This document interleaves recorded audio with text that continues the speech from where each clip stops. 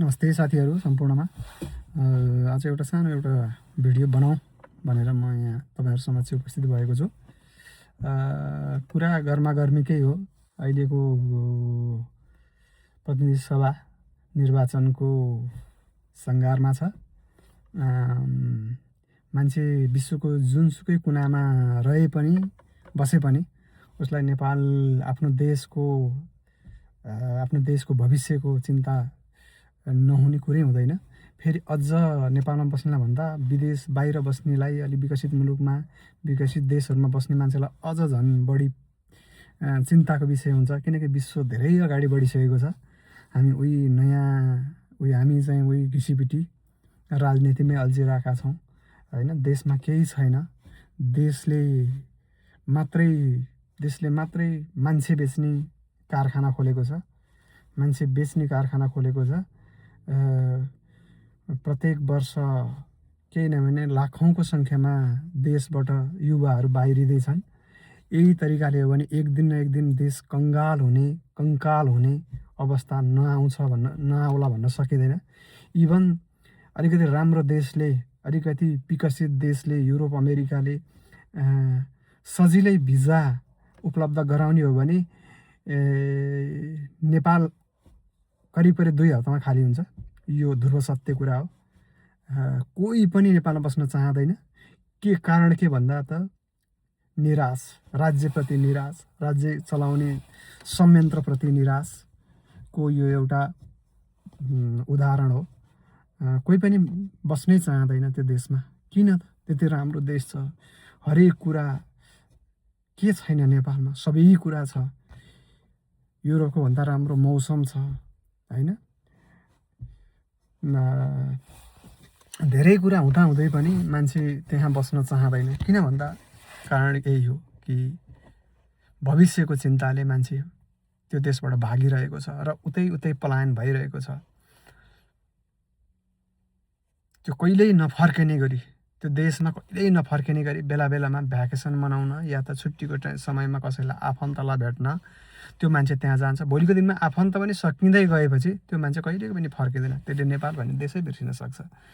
र यी नेताहरूले भोलिको देशमा त्यही लासहरूमाथि राज्य गर्नेछन्, खाली देशमा शासन गर्नेछन्।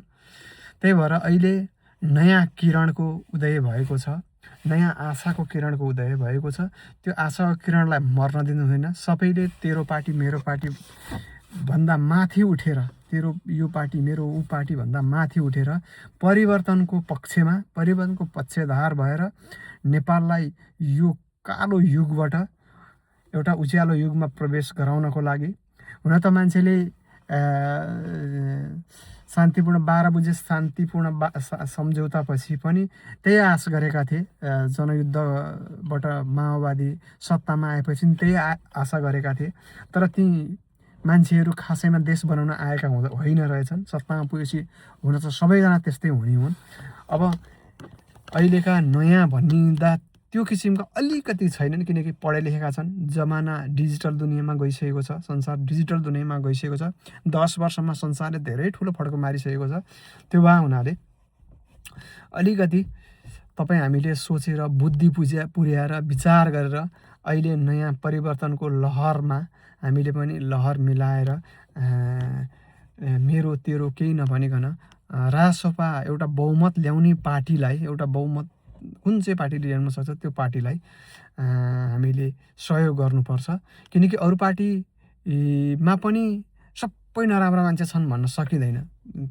कोही न कोही मान्छेहरू त्यस्तै पार्टीहरूमा पनि राम्रा मान्छे छन्, तर समग्रमा खोक्रो भइसकेका छन्। सबै पुराना दलहरू, पुराना पार्टीहरू सबै खोक्रो भइसकेका छन्, भ्रष्टाचारको चाङमा डुबिसकेका छन्। त्यो भए हुनाले अब नयाँ आउनेलाई केही नभने हामीले बहुमत दिनुपर्छ। उनीहरूलाई हामीले 5 वर्ष स्पष्ट बहुमतको साथ सत्तामा पुर्यायौँ भने भोलिको दिनमा हामीले आवाज उठाउने ठाउँमा हामी हुन्छौँ।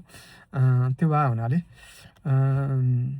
म त त्यही भन्छु, पढे लेखेको र नपढेको मान्छेमा धेरै ठुलो भिन्नता हुन्छ। त्यो म स्वयंबाटै सुरु गर्न चाहन्छु। हामी विदेश पलायन हुँदै गर्दा, विदेश आउँदै गर्दा देश पूर्ण द्वन्द्वमा थियो। देशमा बस्न सक्ने स्थिति थिएन, राम्रोसँग पढ्न सक्ने, राम्रोसँग हामीसँग डिग्री भएन।